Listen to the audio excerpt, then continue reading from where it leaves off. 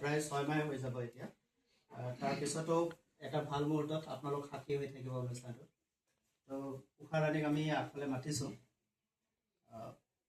তেখেতক আমি কি কাৰণে সিলেকশন কৰিছোঁ সেই কথাটো কম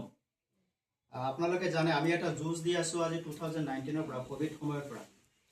পৰা মানুহবিলাকৰ হাহাকাৰ হৈছে বিশেষকৈ শাৰীৰিক ক্ষেত্ৰত সুস্থতাৰ ক্ষেত্ৰত আৰোগ্যৰ ক্ষেত্ৰত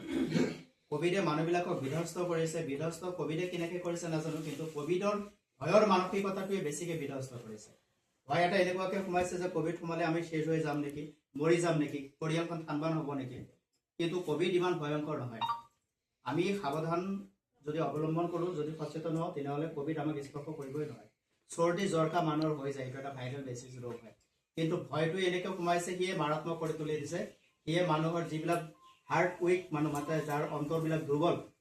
সেইবিলাক মানুহৰ কাৰণে বেছি খতৰনাক সেইখিনি মানুহ এটাক সোনকালে হৈ যায় আৰু দুৰ্বল সোনকালে হৈ যায় তো তেনেকুৱা এটা সময়ত আমি এটা যুদ্ধ আৰম্ভ কৰিছিলোঁ হেল্পিং হেণ্ড এছ'চিয়েশ্যনে আৰু সেই যুদ্ধ আজি প্ৰায় 6 বছৰ অতিক্ৰম কৰিছে আৰু 6 বছৰ অতিক্ৰম কৰিলে আজি 2026 যিহেতুকে তো এই প্ৰয়াসত আমি বিভিন্ন ধৰণৰ মানুহ বিভিন্ন সময়ত লগ পাইছোঁ আৰু উষাৰাণী দেৱী মোৰ লগত মোৰ সতীত হৈ বহুতখিনি কাম কৰিছে আৰু বহু ঠাইত গৈছে বিভিন্ন ঠাইত একেলগে আমি নতুন প্ৰজেক্ট কৰিছিলোঁ কিন্তু দুৰ্ভাগ্যবশতঃ তেখেতৰ অজানিতে তেখেতৰ এটা খুব দুৰাৰোগ্য বেমাৰে আক্ৰান্ত কৰিলে সেইটো আপোনালোক সকলোৱে দেখক কিন্তু সেই দুৰাৰোগ্য ৰোগটোক বিধ্বস্ত কৰি নিজে আকৌ সুন্দৰ সুস্থ জীৱনলৈ অহাটো কিন্তু এটা টাফ চেলেঞ্জ হয় আৰু সেই চেলেঞ্জত কিন্তু উষাৰাণী দেৱী এতিয়া সুস্থ আৰু তাক লৈ আমি গৌৰৱ কৰোঁ আৰু কেৱল নৰ্থ ইষ্ট কেঞ্চাৰ ইনষ্টিটিউট নহয় বি বৰুৱা নহয় দৰং কেঞ্চাৰ চেণ্টাৰতো আমি তেখেতৰ কাৰণে বহুতখিনি যুঁজিছোঁ আমাৰ যিমানখিনি ডক্টৰ ষ্টাফ আছে প্ৰত্যেক ডক্টৰ ষ্টাফৰ লগত আমি বহি কথা পাতিছোঁ কেনেদৰে কিয়ৰ কৰিব পাৰোঁ কেৱল নহয় আৰু এজন ল'ৰা আছে যিটো মানে চহৰীয়া তেওঁ ফাইট বেক কৰিছে গতিকে তেওঁকো আমি মানিম ইয়াৰ মাজলৈকে তেওঁ আমাৰ হেল্পিং হেণ্ডৰ এগৰাকী পাৰ্ট হয় তো যিবিলাক মানুহ আচলতে ভাল কাম কৰে সেইবিলাক মানুহক ঈশ্বৰে সহায় কৰে তাৰ এটা উদাহৰণ আছে উষাৰাণী দেৱী যদি আজি ক'ৰবাত হয়তো সমাজৰ কাৰণে ভাল কাম নকৰিলেহেঁতেন যদি ক'ৰবাত হয়তো মানুহৰ উপকাৰ নকৰিলেহেঁতেন যদি কাৰোবাৰ হিতৰ কাৰণে চিন্তা নকৰিলেহেঁতেন যিটো দুৰাৰোগ্য বেমাৰে তেখেতক পাইছিল যি সময়ত তেখেতৰ ছোৱালীৰ বিয়া তেনে এটা মুহূৰ্তত মেণ্টেলি ষ্ট্ৰংনেছ ৰাখি সমাজক সেই বস্তুটোৰ প্ৰতিহত কৰাই পেলাই সমাজৰ মাজত নিজক থিয় কৰাই নিজৰ ছোৱালীৰ বিয়া পাতি সুস্থতাৰ ক্ষেত্ৰত আগবাঢ়ি যোৱাটো খুবেই কঠিন বিষয় কিন্তু সেই ক্ষেত্ৰত কিন্তু উষাৰাণী দেৱী সফল হৈছে গতিকে তেওঁৰ কাৰণে এটা জোৰে হাত চাপৰি হ'ব লাগে আজি গতিকে এই ফাইটিং স্পিৰিটটো লাগে আমি ক'ব পাৰোঁ তো সেইকাৰণে আমি তেখেতলৈকে হেল্পিং হেণ্ড এছ'চিয়েশ্যনে দৰং কেঞ্চাৰ চেণ্টাৰত আমাৰ এটা অনুষ্ঠান নিৰৱিৰণ আমি কৰিছিলোঁ যাৰ যোগেদি আমাৰ যিবিলাক কেঞ্চাৰ ৰোগী তেওঁলোকক বিনামূলীয়াকৈ আমি ট্ৰিটমেণ্টৰ এটা ব্যৱস্থা দিয়া যায় ফ্ৰী স্ক্ৰিনিং ব্যৱস্থা কৰা যায় বিনামূলীয়াকৈ সেই অনুষ্ঠানটো ইনগ্ৰেশ্যন কৰোঁতে ব্ৰহ্মপুত্ৰই কৰিছিল এইটো এই অনুষ্ঠানটো কৰোঁতে তাত আমি এনাউন্স কৰিছিলোঁ যে উষাৰাণী দেৱীক আমি হেল্পিং হেণ্ড এছ'চিয়েশ্যনে এটা এৱাৰ্ড এটা উপাধি দিয়া হ'ব সেই উপাধিটো হৈছে ষ্ট্ৰং লেডি মানে মানুহ কিমান শক্তিশালী হ'ব পাৰে মানুহ কিমান শক্তিশালী হ'লে নিজৰ দুৰ্বলতাক পৰাজয় কৰি পেলাই সবল স্থিতিলৈ সমাজত সবলভাৱে নিজক উপস্থাপন কৰিব পাৰে গতিকে তাৰ এটা দৃষ্টান্ত হৈছে উষাৰাণী দেৱী তো সিদিনা মই দৰং কেঞ্চাৰ চেণ্টাৰত এই কথাটো কমিটমেণ্ট কৰিছিলোঁ আমাৰ MS sir doctor Syed Iftikhar Subhani আমাৰ কেঞ্চাৰ ষ্টাফৰ পৰা 107গৰাকীমান ষ্টাফ চবৰে সন্মুখত আমি এই বচনটো দিছিলোঁ আৰু সেইমতে আমি কামো কৰিছিলোঁ কিন্তু সেই দিনটোত যিটো দিনত আমি তেখেতক মাতিছিলোঁ সেই দিনটোত তেখেতৰ গা অসুস্থ হোৱাৰ কাৰণে আহিব নোৱাৰিলে আৰু আমিও অফিচৰ ফালৰ পৰা ব্যস্ত হৈ থকাৰ কাৰণে তেওঁৰ ওচৰলৈকে আমি যাব নোৱাৰিলোঁ তো যেতিয়া মোক ক'লে যে আমি আহি আছোঁ তো বিভিন্ন ব্যস্ততাৰ মাজত সময়খিনি ওলাই তেখেতক আমি মাতিলোঁ আৰু আমি ভাবিছোঁ আমাৰ অফিচৰ পৰাই যদি এইটো এৱাৰ্ড দিয়া যায় সেইটো বেছি ভাল হ'ব গতিকে আজি আমি আমাৰ এই অনুষ্ঠানৰ পৰা আমি তেওঁক এই এৱাৰ্ডটো দিব বিচাৰিছোঁ তো প্ৰথমতে আমি আমাৰ ফালৰ পৰা আমাৰ বড়ো ট্ৰেডিশ্যনেল এখন আৰু তাৰ লগতে আমি তেখেতলৈ যিটো বঁটা আগবঢ়াইছোঁ সাহসী শক্তিশালী নাৰী বঁটা গতিকে এইটো আমি আজি আনুষ্ঠানিকভাৱে ইয়াতে তাৰ লগতে তেখেতলৈ এখন আমি প্ৰশস্তি পত্ৰ আমি হেৰি কৰিছোঁ যুগুত কৰিছোঁ সেইখিনিকো আমি দিব বিচাৰিম সৰ্বে ভৱন্তু সুখীন সৰ্বে সন্তু নিৰাময়া সৰ্বে ভদ্ৰাণী পশ্যন্তু মা কশ্চিৎ দুঃখা ভৱেৎ অৰ্থাৎ সকলোৱে সকলোতে সুখী হওক সকলো নিৰাময় হওক সকলোৱে সকলোৰ ফালে মংগলময় দৃষ্টিৰে চাওক কোনেও কথা কেতিয়াও দুখী নহওক এইটো হৈছে আমাৰ মূল মন্ত্ৰ helping hand association 2 hands 1 help yourself and 1 help others আমাৰ দুখন হাত এখন হাত নিজৰ কাৰণে আন এখন হাত সদায় আনৰ কাৰণে সহায়ৰ হাতে আগবঢ়াব লাগে media partner of helping and association JNKD news আমাৰ এটা নিউজ পৰ্টেল আছে JNKD নিউজ বুলি আৰু ইয়াৰ লক্ষ্যটো হৈছে নতুন ৰূপত নতুনৰ সন্ধানত in search of new forms তাৰ কাম চলি আছে আৰু আমাৰ এক্সিকিউটিভ ৰিপৰ্টাৰো আছে ইয়াত হেল্পিং এণ্ড সংস্থাৰ দ্বিতীয় বৰ্ষপূৰ্তি আৰু JNKD নিউজৰ প্ৰথম বৰ্ষপূৰ্তি অনুষ্ঠানত আমি তেখেতক মাতিছিলোঁ অনুষ্ঠানটোলৈকে আৰু আজি আমি তেখেতক আনুষ্ঠানিকভাৱে অৰ্পণ কৰিব বিচাৰিছোঁ সেৱা গ্ৰহণ কৰিব জনমৰ আদিম পুৱাত অসম মাতৃৰ কোলাত মেলি প্ৰথম চকুত অলেখ অযুত সপোন লৈ সেন্দুৰীয়া ভৱিষ্যতৰ সাৰ্থত জীৱনৰ যাত্ৰা সুন্দৰ বিচাৰ তথা গুণ কৰ্মৰাজিৰে জনসাধাৰণৰ মনত নতুন ভাৱনাৰ খলকনি তুলি কৰ্মশিল্পৰ অনুপম সমাহাৰেৰে জীৱনক সজাই আপুনি ধন্য আপোনাক প্ৰশংসা কৰিবলৈ আমাৰ শব্দৰ অভাৱ নিজৰ লগতে সামাজিক উন্নতিৰ হেতু ব্যতিক্ৰমী চিন্তাধাৰা আৰু কৰ্ম অনুষ্ঠানেৰে ব্যতিক্ৰমী ব্যক্তিত্ব আপোনাৰ নিজৰ কৃপাগুণে সন্তুষ্ট আপোনাৰ মন হৃদয় স্বকীয় কৰ্মশিল্পৰ মূল্যৰ জোৰত বাহিৰত প্ৰচাৰ আৰু প্ৰসিদ্ধি লাভ কৰে ধনাত্মক দৃষ্টিৰে নৱচিন্তাৰ চেতনাৰ বিষয়বস্তু সমাহিত কলা কৌশল আৰু মাৰ্জিত আচাৰ আচৰণ ব্যৱহাৰেৰে জনমুখী চৰিত্ৰক অক্ষুণ্ণ ৰাখি সামূহিক চিন্তাক সন্মান জনাই জীৱন জীৱিকা সমাজৰ প্ৰয়োজন পূৰ্ণ কৰাৰ সৰ্বোত্তম মৰ্যাদা লাভ কৰক আপুনি আমি আন্তৰিকতাৰে কামনা হে মহান আপুনি চাৰিত্ৰ জ্ঞান শক্তি সামৰ্থ্য পুৰুষাৰ্থৰে আপোনাৰ জীৱন সাৰ্থক কৰি তোলক আপোনাত বহু শক্তি আৰু সম্ভাৱনা দেখিছোঁ দেখি সোঁৱৰাই দিব খুজিছোঁ উৎসাহ প্ৰেৰণা যোগাব খুজিছোঁ হেল্পিং এণ্ড সংস্থাৰ দ্বিতীয় বৰ্ষপূৰ্তি আৰু মিডিয়া সংযোগী JNKD নিউজৰ প্ৰথম বৰ্ষপূৰ্তি অনুষ্ঠানলৈ নিমন্ত্ৰণ জনাই পৰম আন্তৰিকতাৰে স্নেহ শ্ৰদ্ধা সন্মান সম্বৰ্ধনা জ্ঞাপন কৰিলোঁ আপোনাৰ শক্তি আৰু সম্ভাৱনাসমূহক যদি সময় নষ্ট নকৰি সঁচা অৰ্থত সাধনৰ ৰূপ দিয়ে তেন্তে আপুনি বহুত কৰিব পাৰিব অধিষ্ঠিত জাগ্ৰত প্ৰাপ্যবৰা নিবোধত পৰমেশ্বৰ কৃপা শিকেবলম যতীন্দ্ৰনাথ কৃষ্ণদাস অধ্যক্ষ পৰেশ দাস সচিব সাইফুৰ ৰহমান ভাৰপ্ৰাপ্ত সচিব জিতুমণি চহৰীয়া প্ৰেম ৰাজৰ যুটীয় সচিব কমল চন্দ্ৰ কলিতা প্ৰচাৰ সচিব ইন্দ্ৰজিৎ মণ্ডল কাৰ্যকৰী সদস্য স্থান ওদালগুৰি টাউন কমিউনিটি প্ৰেক্ষাগৃহ ওদালগুৰি 20 এপ্ৰিল 2025 চন দেওবাৰ আজি যিহেতুকে আজি 20 এপ্ৰিল নহয় কিন্তু অনুষ্ঠানটো 20 এপ্ৰিলে আছিল আৰু তেখেতক ঘোষণা কৰা হৈছিল তো আজি আমি আনুষ্ঠানিকভাৱে আপোনালোকে অৰ্পণ কৰিছোঁ লগতে আপোনাৰ এইটো অনুভৱ সকলোৰে আগত আমি জানিব বিচাৰিছোঁ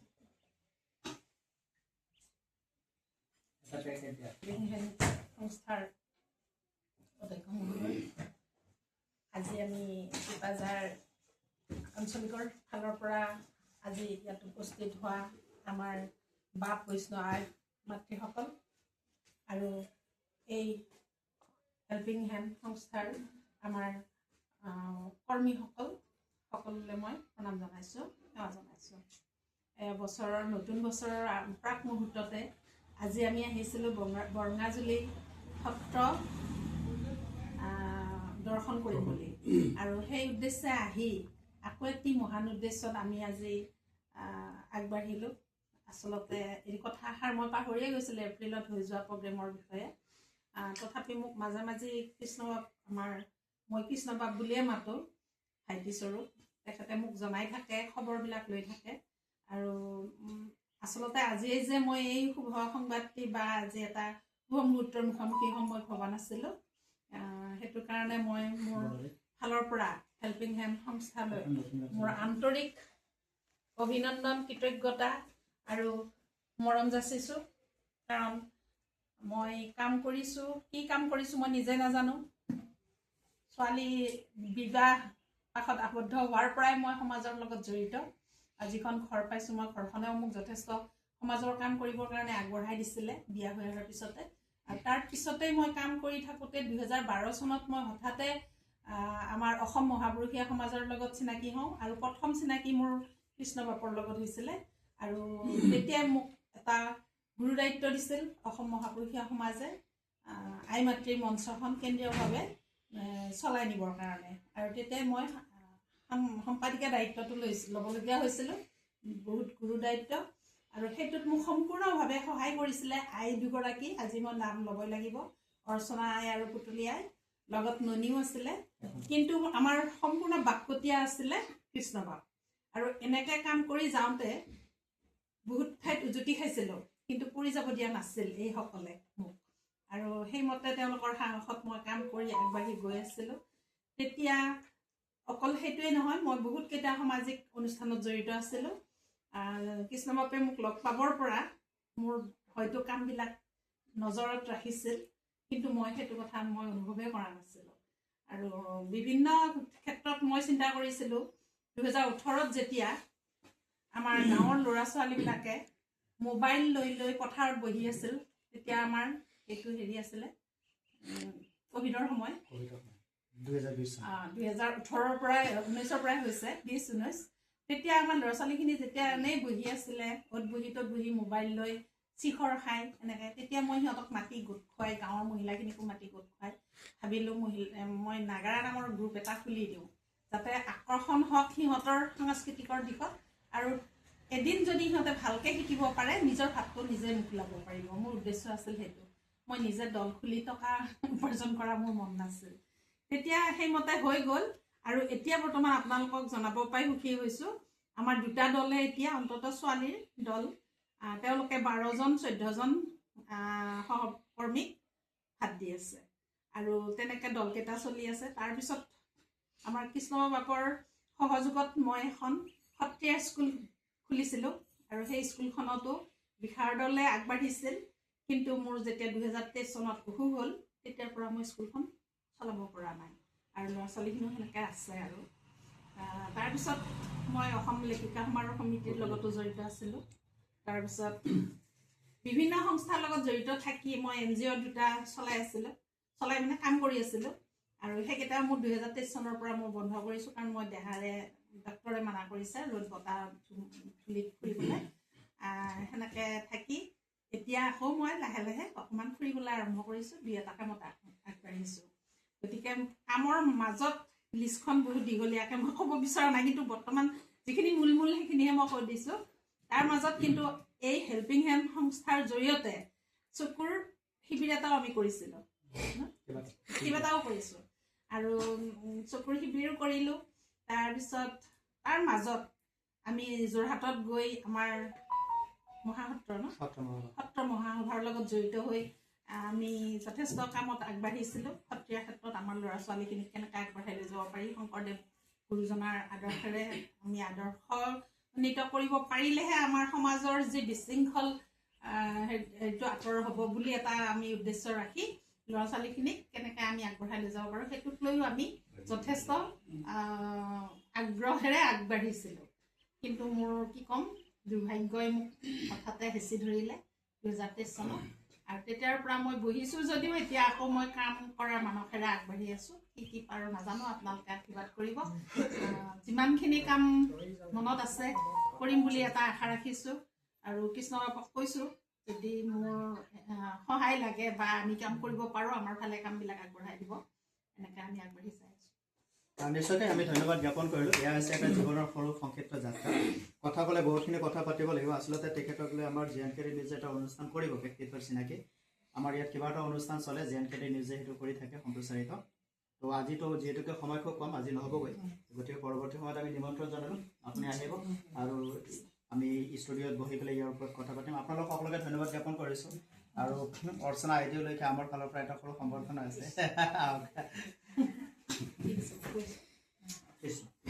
এইখিনি বনালি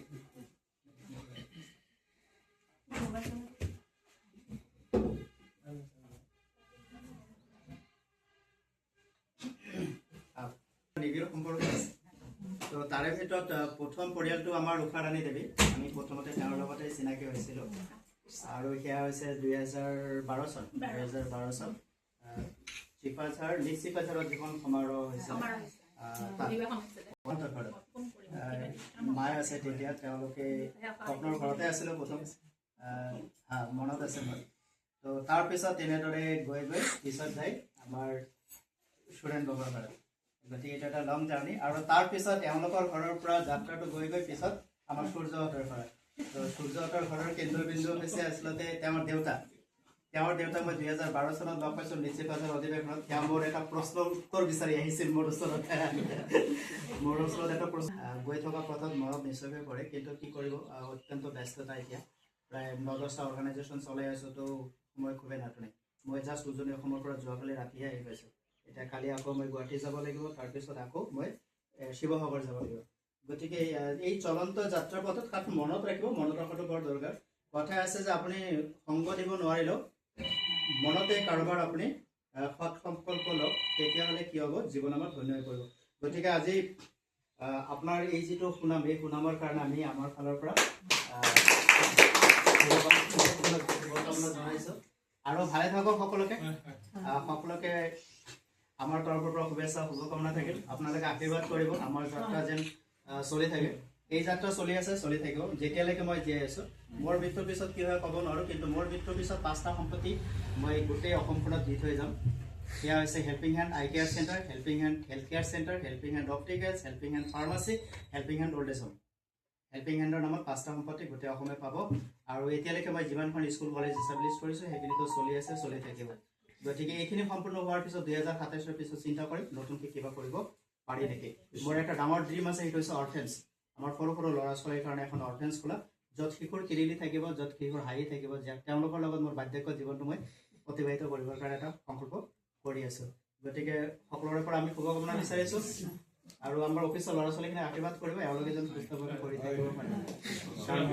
মই খুব কম থাকোঁ তেওঁলোকে বেছিভাগ থাকে আৰু আমাৰ এওঁলোক ওচৰতে থাকে গতিকে যেতিয়া তেতিয়া আহে গতিকে সকলোকে পুনৰবাৰ শুভেচ্ছা শুভকামনা জনাইছোঁ আপোনালোকে আহিলে পদধূলি দিলে খুব ভাল লাগিল এতিয়া বলক আমাৰ ৰিজৰ্টখন মই অলপমান যাওঁ তাতে ল'ৰা ছোৱালীখিনি আছে তাত 10 মিনিট সময় বহিম আৰু ওলাই যাম একেলগে